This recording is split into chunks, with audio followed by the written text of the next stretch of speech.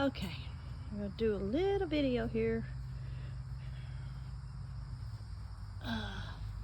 showing you we got all these passion fruit.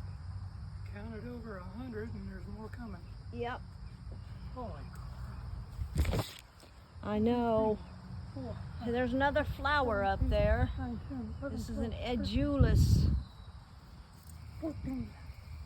Yeah. I think it was like 115 that we counted the other day, but we've had more flowers bloom since then, and little ones are starting to grow. Yeah, there's 16 to 20. Oh, that's just right here.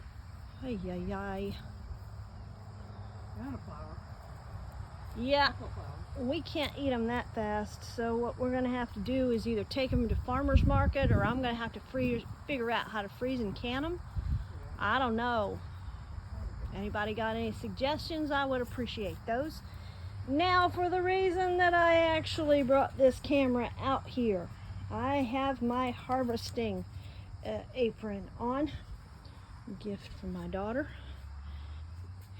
Oh yeah, here's the other thing. Now this is an incarnata that's growing up here. It just decided to show up, and we're letting it grow. Okay, so this is maypop. These are the ones that the butterflies like. Okay, so let me turn this on real quick. All right, babe, Yeah. can you hold on to this so that I can take this apron off? Yeah, keep the You gonna wait? yeah, I'm gonna wave the apron. Okay, yep, Okay. it's on there. Okay, let me see if I can get this. Can you see this? Okay, I guess you're gonna have to zoom out a little bit or something.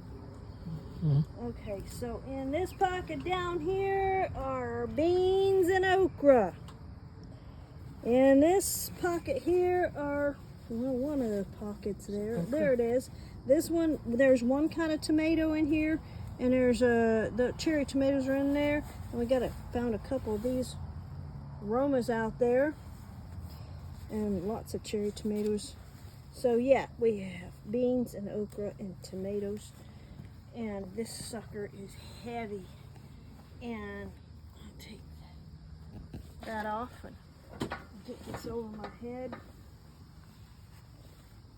Now, I got more beans out there to harvest, but with all the variety of stuff that I have in here, I just wanted to go ahead and weigh it before I break my back with everything in here. Okay. Yeah. Let me see how I'm going to get this to go up there without pulling it all. Keep it from slipping. Come on now. Okay, pull it backward. Let me see. I got it. I guess I'm just going to have to do it this way and hope that works without everything falling out. That's only 3 pounds? It feels like it's 20. So, yeah. Mess of beans and okra. Oh yeah, we got our first Einsheimer apple, but it was not quite as ripe as we thought it was. So, yeah, it's gotten rubbed around with the tomato. So yeah, it needs to be a little bit more yellow over here. Or maybe it's a sunburned apple. I don't know. Einscheimers are supposed to be gold, but then I also heard that they can be red too. So whatever. But it's a sweet tart apple, acidic. And yeah. So just drop it down there. And there's all these. And in there. And in there. And the nice thing I like about these aprons is you undo these clippies and you can put it on the table, and then you open up this and that drawstring's on the bottom of this big pocket, so you can just dump it all out on the table, which I'm gonna go do now. Oh, yeah. Of course, I don't know how much this apron weighs, but I would imagine it's a little bit. Okay, this is my dining room, but it's also my art room, and it is a mess. Looks like my son was enjoying the last of the cornbread. Yup. So let's undo this.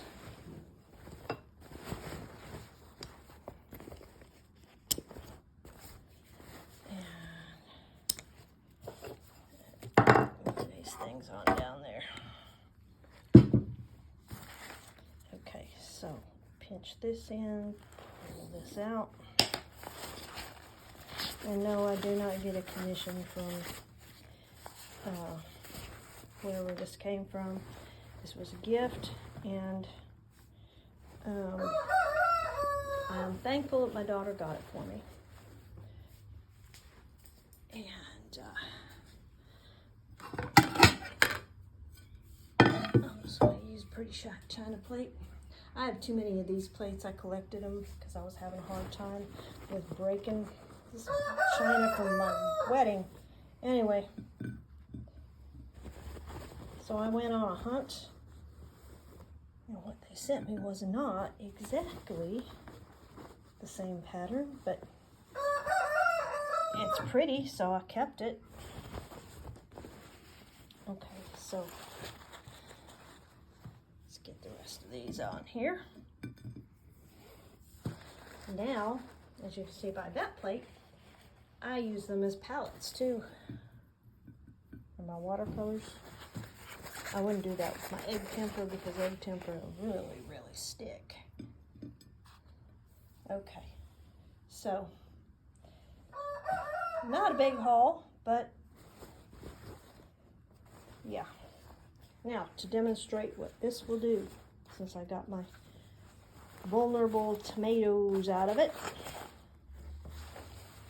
Okay, and we'll pick this up. The bottom part's open.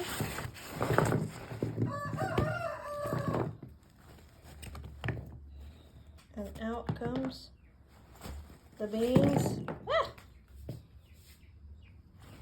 We got any more in there?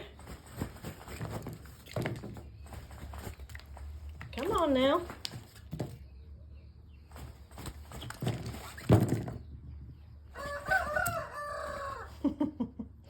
I've got some big fat okra in here that I'm going to dry it.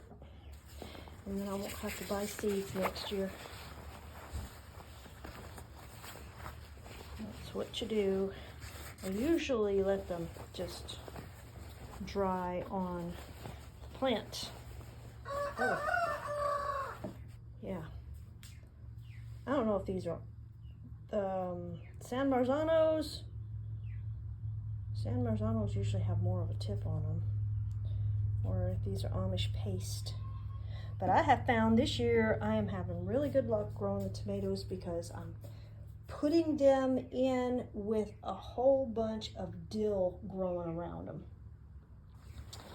And that seems to be keeping all the different predatory bugs that love the taste of tomatoes out of the tomato patch.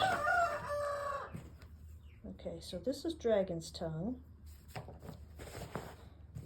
And these are burgundies. These are providers. I've got some yellow beans out there, wax beans, that I've got to go out there. And there's more providers. And like I said, these are too big for eating. So I can dry the seeds.